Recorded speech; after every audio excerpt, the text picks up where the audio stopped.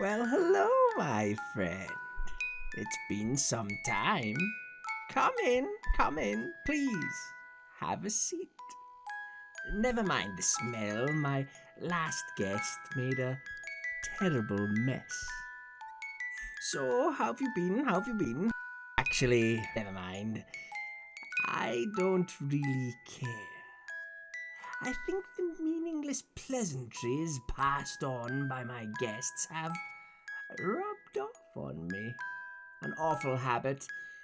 Let's get to the crux of the matter, shall we? What do you make of this? Interesting, isn't it? I found it recently. It was left to me. I thought you might find it fascinating. This here is the first ever example of documentary horror, of someone documenting their horror, their own experiences for us to enjoy. It really has become one of my favorites. Listening to the pain, the confusion, the terror. Splendid. Why don't you give it a listen and tell me what you think? Put your feet up. No, not there. Yes, there will be fine. Comfortable? Now, switch off the lights and prepare to go on a ghost hunt. And now, Autolite presents Ralph Edwards in a tale well calculated to keep you in suspense.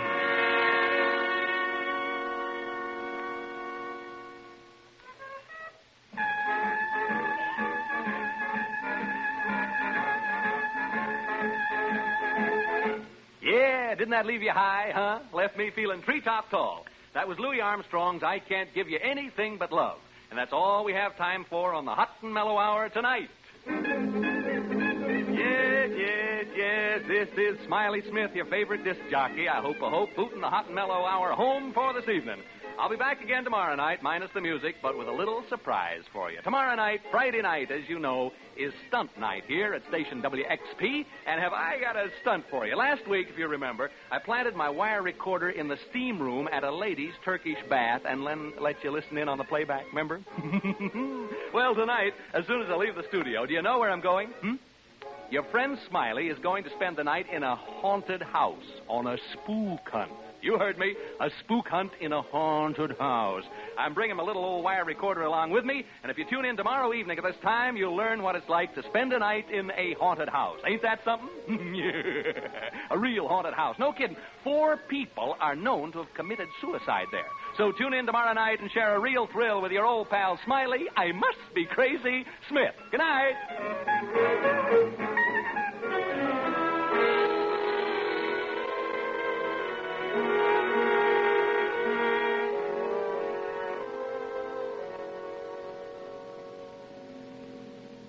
Care for a cigar, Mr. Thorpe? I got some cigars in the dash there. No. Well, no reason for you to carry a chip on your shoulder, Mr. Thorpe. Oh, really? Well, I don't like this fool stunt. Well, I don't see it as a fool stunt at all. I really don't. I think it's the only way you're going to unload this house. Ordinary selling methods won't work in a case like this. Now, don't forget the reputation saddling this house. 4 suicides since 1939. You know what people call it, the death trap. Yes. It's a lot of nonsense. Sure, but try to convince people of that. Anyway, when this disc jockey offered me this chance to kill all the rumors about the about the property, I just naturally jumped and took him up at it, especially since it don't cost a cent. You sure about that? I'm not liable for a penny. Not a cent. We're doing him a favor letting him use the place, he said. Thanked me for the chance last night when I drove him out here. So one hand washes the other, as the feller says. He got a chance to pull off a stunt, and the wire recording will prove the people the property's A number 1, and we increase the chance of selling the place. Well, as long as it doesn't cost me anything. Not a thing. He's using his own recorder, and I'm paying for the rental of a couple of walkie-talkies he hooked up to it. Well, what about this Reed? Does he charge anything? He comes gratis, too. Dr. Reed is a psychic investigator. Belongs to a couple of societies that do nothing but hunt ghosts. He showed me articles he's written about it in their magazine. Well, here's the house. Yeah, looks real nice in the sunshine, don't it? Yeah, man, smell that sea breeze. You don't have to sell me. Well, let them know we're here. Yeah, probably asleep up all night and everything. Why don't they come out? You think they've gone? Well, I told them last night I'd pick them up around 11. Smith! Smith! Hey, Smiley! Dr. Reed! Yeah, fast asleep, I guess. We better go in and wake him up.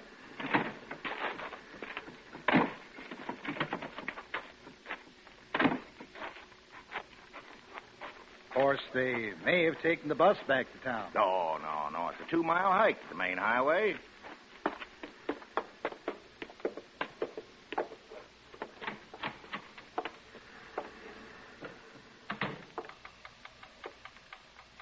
Smith!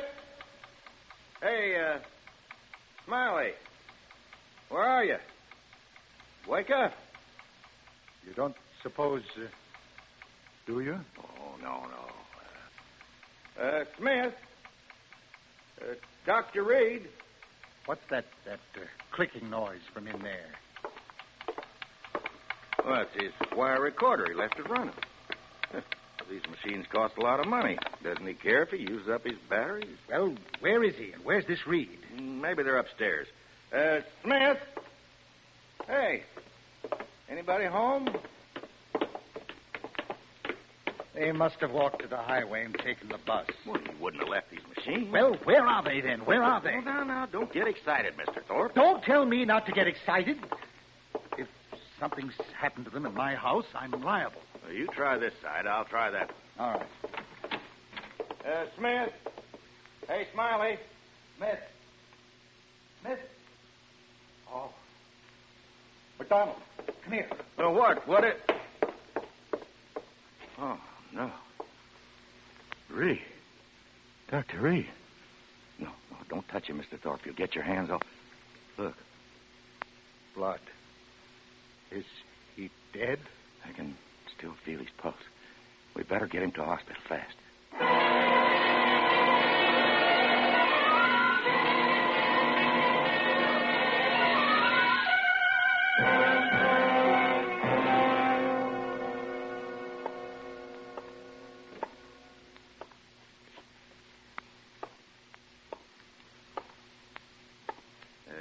Care for a cigar, Mr. Thorpe? No, thanks. Well, why not try to relax? The nurse said Reed would be all right as soon as he's had a blood transfusion. You told the radio station to be sure and call us as soon as they had any word about Smith? Yes, I told him. Why don't you sit down? No, I'm all at 6s and 7s. What do you suppose happened out there last night? Well, we're going to know in just a second, just as soon as I can get this recorder set up. You don't suppose Smith and Reed got into a fight, do you? Yeah, there. Huh? A fight? I don't know. Well, what's wrong? Won't it work? Yeah, it works. Take it easy. 1, 2, 3. Testing. 1, 2, 3. There. Testing. 1, 2, 3. All set, Dr. Reed? Mr. McDonald, eh? Okay, here we go. This is Smiley Smith speaking. Smiley Smith, the ghost hunter. I don't know whether to hope this will turn out to be a success for the sake of the program or a failure for my own sake. Anyway, all the preparations have been made now, and it's up to the spooks. I better tell you where we are. Right now, we're standing on the lawn of a house about 12 miles above Malibu Beach. The ocean is 100 feet away, straight down. The house is perched on a cliff, and there's a sheer drop of about 100 feet right into the old Pacific. Maybe you can hear the surf pounding. I'll turn up the volume. Hear it? Now, I'm going to have you meet two gentlemen who are here with me. Incidentally, we're the only people around for miles and miles. First, I'd like you to meet Dr. Clarence Reed of the British and American Psychical Research Guild. Dr. Reed is a famous investigator of psychic phenomena, and I'm very honored to be associated with him on this ghost hunt. He's smiling in an embarrassed sort of way. You're much too kind, Mr. Smith. Dr. Reed has conducted experiments in this field with such great believers in spiritualism as Oliver Lodge and Arthur Conan Doyle. He looks a bit like Santa Claus. He's short, stocky. You don't object, do you, Dr. Reed? No, indeed. And he has a magnificent white beard, a truly great beaver. Dr. Reed is so enthusiastic about ghost hunting that he got out of a sick bed this evening to be with us. Excuse me. My lungs. I was gassed in the First World War. Yeah. Anyway, Dr. Reed and I are here on the lawn looking at the house. Can't see much. It's around, 11 p.m. now. Seems to be a rambling sort of house, 2 stories high. Since it was built, there have been 4 suicides here. Is that right? That's right. Now, into the mic, please. Oh, yeah. 4 suicides since 1939. I better tell them who you are so they won't think you're a ghost. Standing with the doc and me is a real estate agent, Mr. Charles McDonald. He handles this property, and he can tell you a lot more about it than I can. Well, the house was built by a man named Marcus, Toby Marcus, an orange grower. Built the house as a wedding present for his wife. A month after they moved in, she took her own life. On the day of her funeral, he committed suicide the same way. There have been 2 other cases since then, and Did they all jump into the ocean? Yeah, all 4 of them, right over there. Well. The last one was actually seen doing it about 3 years ago. He was seen running like all get out the edge of the cliff, and he was shouting and laughing and yelling as though there was people at his side running right along with him. You kidding? No, it's a fact. He was laughing and yelling and running, and when he got to the edge, right over there, he jumped and never came above water. As good an argument against cold baths as ever I've heard. Since then, people just refuse to live in this house. Silly, I call it. Anyway, if you and Dr. Reed find any sign of a spook, I'll advise the owner to pull the house down and rebuild. But if you don't find anything, I'm hoping this will convince folks that here's a real buy. Okay, Mr. Smith, you and the doctor are on your own.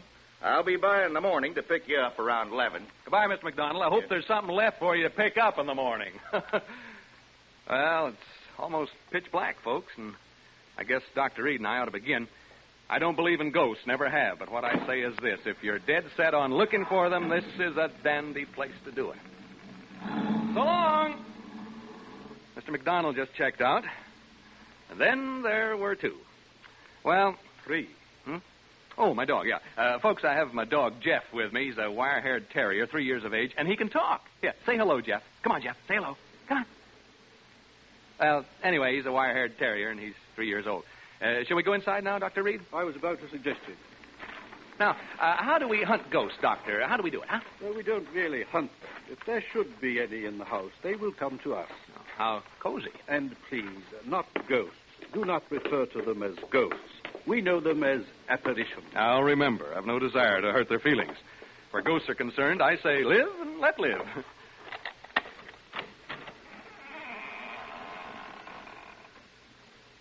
Well, we've opened the front door now. Maybe you heard the hinge squeak a little. Now we're standing here looking in. Can't see much. Smells sort of musty and damp. What's the matter, Jeff? What's the matter, boy? Jeff. Oh, come on now, come on. My dog seems to object to entering this house. He has all 4 feet braced, and he's straining against the leash. Perhaps he senses something we don't. Like apparitions, maybe? Perhaps. It's not unusual. Animals lack the veneer of sophistication we humans possess and are more sensitive to such emanations. Yeah, come on, Jeff. Now, stop this nonsense. He probably smells a mouse or rat or something. Come on, Jeff. We're going in whether you like it or not.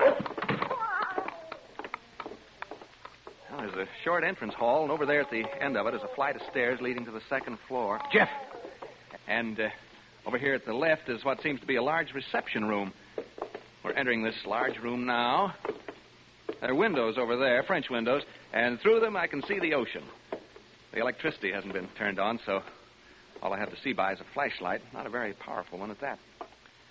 Dr. Reed is now adjusting his walkie-talkie. It's hooked up to my recorder so that he can cut in while he's hunting and tell us what he's found. Here's a few words from Doc before he sets forth on his investigation through the house. Ladies and gentlemen, excuse me, Mr. Smith has introduced me as a ghost hunter. He spoke, I think, in a spirit of skepticism and levity. I'd like to assure you all that my purposes here are serious. I have spent my entire life seeking reliable proof of the appearances of apparitions.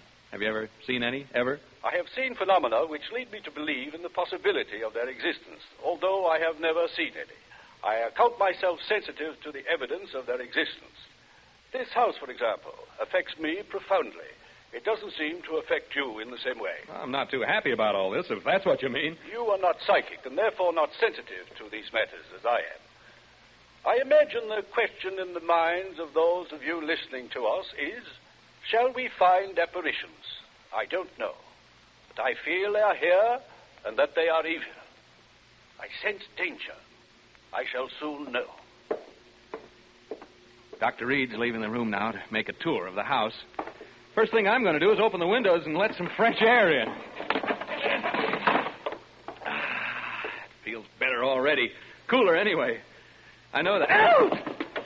Oh, it's a bat. A bat just flew into the room. I think it's a bat, not a bird. I didn't actually see it, just its shadow as it fanned my face. There it is again. It touched me as it passed. Jeff, come back here. Jeff, you fool dog, come back here. Dr. Reed. Dr. Reed. Dr. Reed!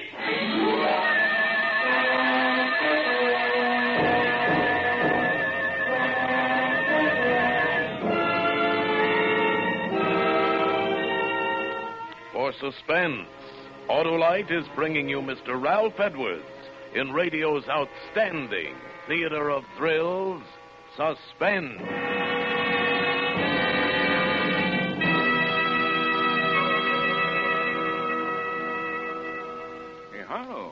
Harlow, snap out of it. Huh? I'm reading a letter about the new wide gap Autolite resistor spark plugs, Hap. Oh? It's from Mrs. Clark Perry right here in Hollywood. She says our 1948 station wagon has given constant trouble. Finally, the garage man said all the difficulty was spark plugs, and he installed a set of Autolite resistor spark plugs. Now the car runs beautifully. The very first time my husband has been really pleased. Well, smart garage man. Smart people to take his advice. Hap, you know, as more and more people learn about wide gap Autolite resistor spark plugs and how they make an engine idle smoother, give better performance on leaner gas mixtures, actually save on gas, why then more people will replace old, worn-out, narrow gap spark plugs with sensational new wide gap Autolite resistor spark plugs. Any more letters like that, Harlow? Plenty, Hap, plenty. Why, here's another one from New York City. Read it to me later, Harlow. We haven't time because here's Suspense. And now, Autolite brings back to our Hollywood soundstage Ralph Edwards as Smiley Smith in Ghost Hunt, a tale well calculated to keep you in suspense.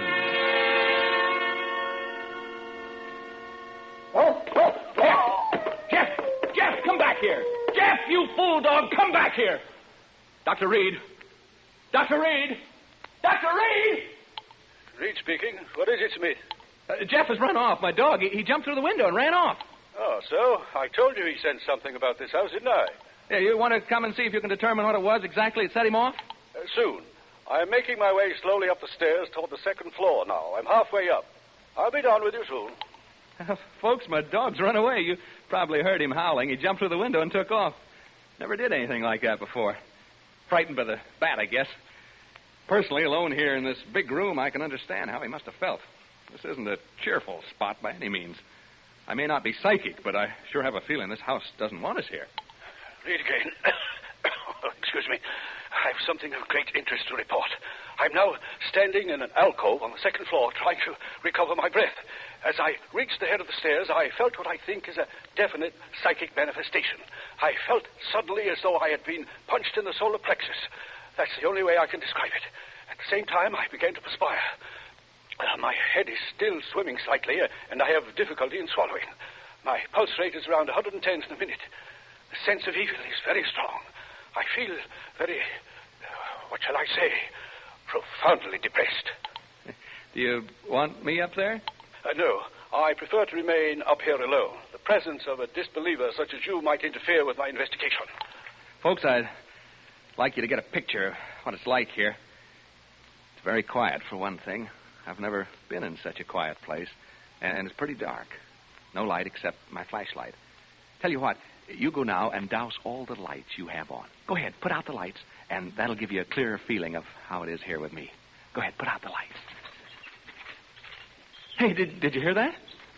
The real estate agent told me I'd probably hear rats and mice in the walls. Well, I can certainly hear them now. Even you can hear them, I think. It's as though... Dr. Reed speaking. I've been working my way toward the front room, the one directly above the one in which Mr. Smith is now. The vibrations have become stronger and more and more pronounced as I approach it. I think I am on the verge of an important discovery. Important discovery. Did you get that? Now I can hear Dr. Reed moving about in the room above. I don't suppose you can. Have a try anyway, huh? Hear him?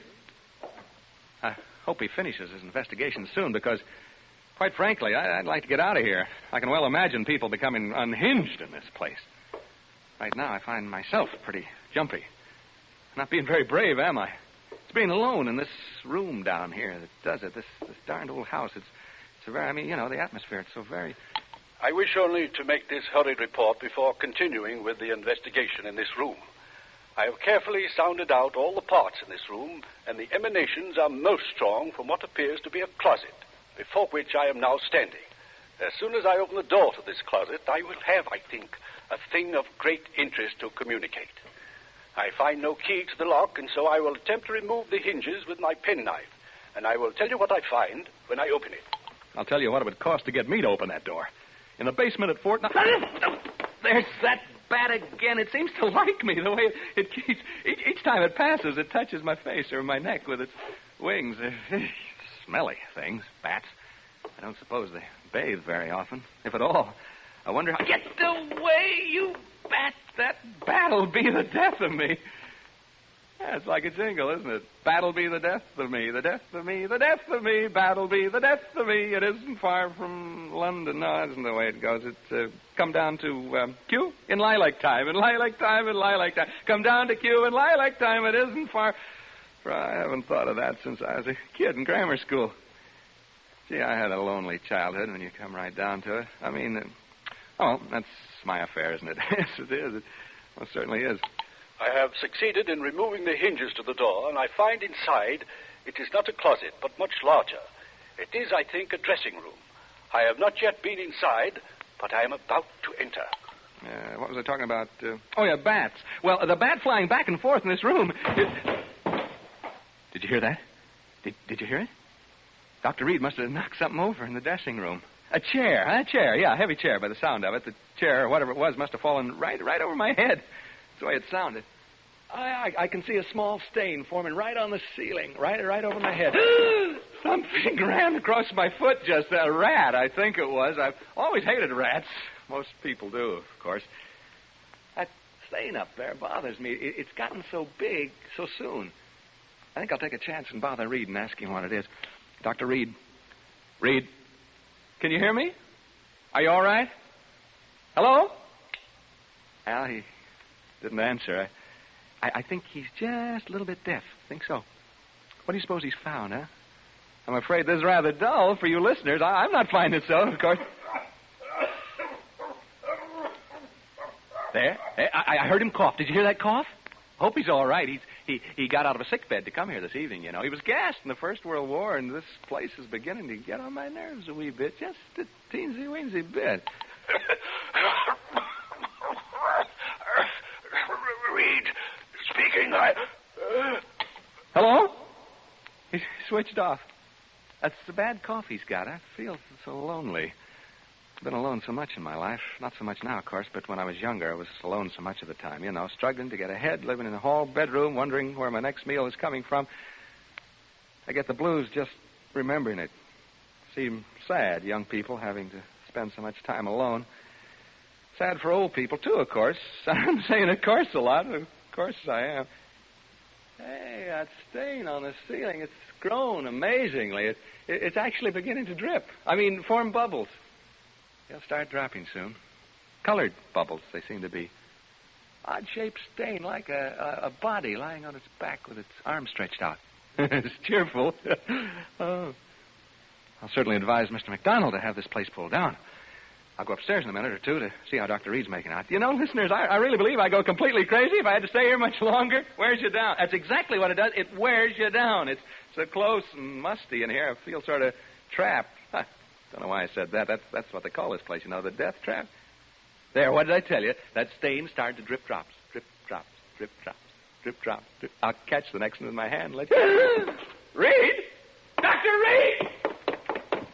I'm going upstairs now, listeners. I'm afraid something has happened to Dr. Reed. I'm not kidding now. This is on the level. Which room could it be now? Right? No, right. This is it, I think. Well, Evening, gentlemen. And madam? I'm so glad to see you. I was just aching to see somebody. Anybody. I've been so lonely down there. What have you done with the doctor, huh? I know he's been hurt. See the color of the bubble on my hand? What have you done with him? Make way, please, gentlemen. Make way.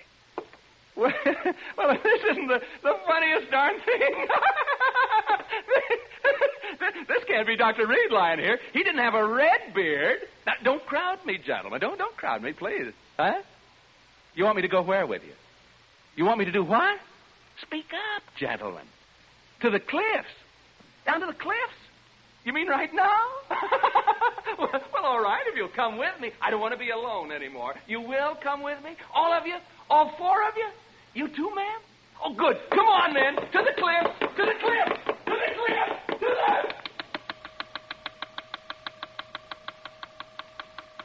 He jumped over the cliff. He jumped over the cliff. McDonald, he jumped over... Mr. McDonald, Mr. Thorpe, you may come in to see Dr. Reed now. What? Uh-huh. Dr. Reed is conscious. You may see him now. Is he able to talk? Just for a few minutes. In here. Come in. Come in, gentlemen. How are you, Dr. Reed? We've been waiting to see you. Yes, and I must apologize, gentlemen. I had a most unfortunate accident. Hemorrhage. Hemorrhage? Yes, my lungs, you know. Now, gentlemen. Hemorrhage? Dr. Reed, what happened in that house? What happened to Smith? We've just been listening to a playback of the recordings you made out there. Smith? Well, isn't he with you? We've just heard the recording, Dr. Reed. Smith jumped over the cliff. Into the ocean. Oh, that poor boy. Dr. Reed, will you please tell us what happened? From what we heard on the recording, there were ghosts in that house. Ghosts? I didn't see any ghosts. But Smith, what about him? If he went over the cliff, it was fear that drove him over. But, gentlemen, I didn't see any ghosts. As for that unfortunate young man, who can say now what he saw or thought he saw?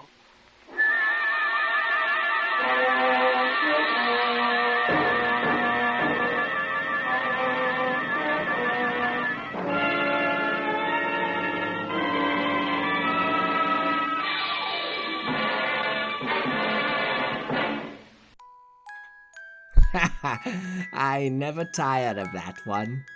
Nothing like a ghost driving a poor unfortunate mad. A classic. I am sorry, I believe it is time for you to go. I tell you what, why don't you walk home? There's still a little light in the sky. You could do me a favor. You wouldn't mind, would you? Since we're friends and all. Take this recorder and document the journey. I'm sure it'll be uneventful, but I am so looking for something new to listen to. On your way, and perhaps I'll see you next time, If you're lucky. Good night, and sleep tight.